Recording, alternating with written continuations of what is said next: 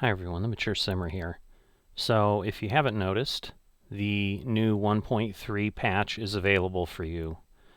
I pulled mine down from Steam today. Haven't yet gotten in the game, but did want to share with folks the key items that have been included. And there's a massive list of fixes and changes. Obviously, only you will know if those changes impact you specifically, if you've run into those problems. But we'll go through them and I'll add any comments where I feel it's appropriate. So most important thing is they're giving us 8 new machines. So, there's a Hardy Navigator, which is a sprayer. I don't know what all these are, but, there's a couple power flows, which I think are power harrows. We've got the Fendt Ideal harvesters, the Massey Ferguson harvesters. The Cramp Big Body is, I believe, a trailer. So I know they have a list in another area of exactly what they are, but here are the 8 pieces of machines. There's also new clothes for the characters. They show, I don't know if all of them here, but there's a hoodie, a t-shirt, and a cap. And then here is the thing that is most important. So there are, as I said, a lot of fixes. So they fixed AI issues with articulated steering vehicles. So those would be things like a case quad track, things that basically bend in the center, typically. Animal screen scrolling input on number of animals.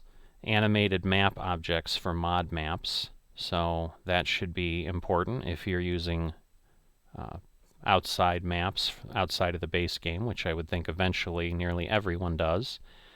Fixed beehive honey pallet spawning. If you guys remember some of my early videos with Elm Creek, I got a pallet stuck in the ground. I'm hoping that's what that is about at a minimum.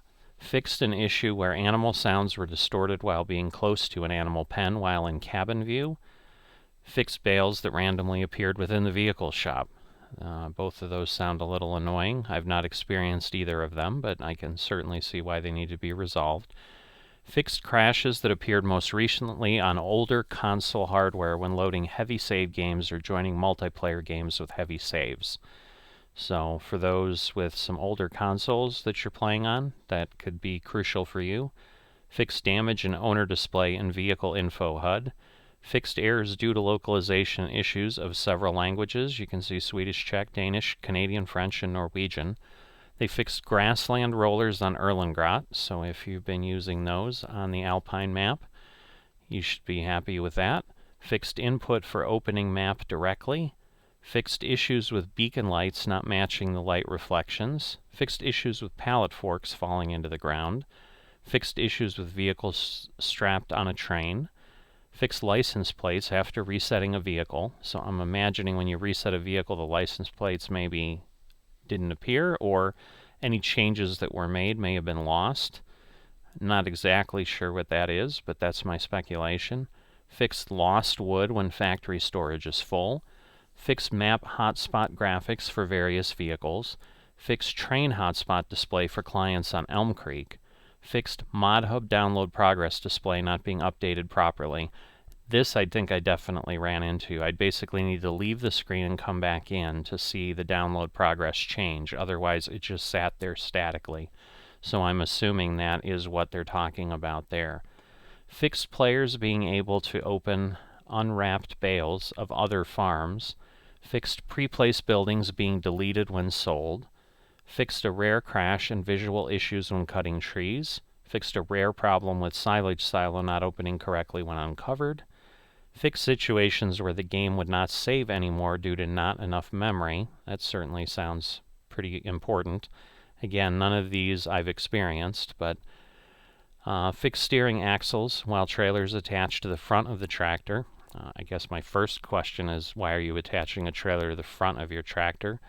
I'm one for realism, and normally you're not going to be doing that, but it looks like if you do, they've now taken care of an issue there. Fixed unloading of cotton bales from the bale loader. Fixed usage of custom mod pallets in productions. Fixed usage of vehicle tool cameras. fixed various issues with using custom translations and mod maps, fixed workshop update when vehicles are changed or sold. So a boatload of fixes. Hopefully some of them will help improve things for you, and I'm sure all of us, if we haven't experienced some of them, may have experienced some of them in the future. So thanks, Giants, for getting through a big list of fixes there. Improved accessibility of some stations by the AI worker. Improved AI loading and unloading for various storage silos in the hay barn. Improved the collision of trees.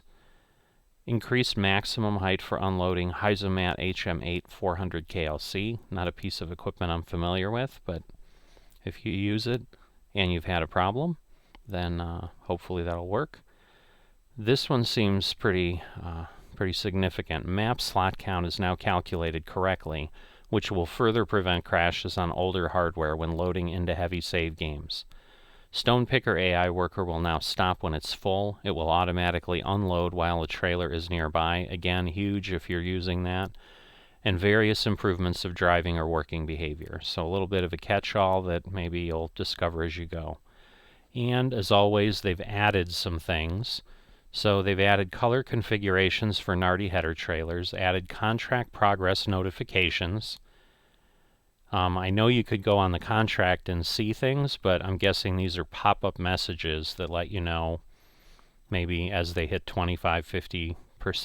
If I come across that and experiment with that, I'll certainly share that in a video at some point.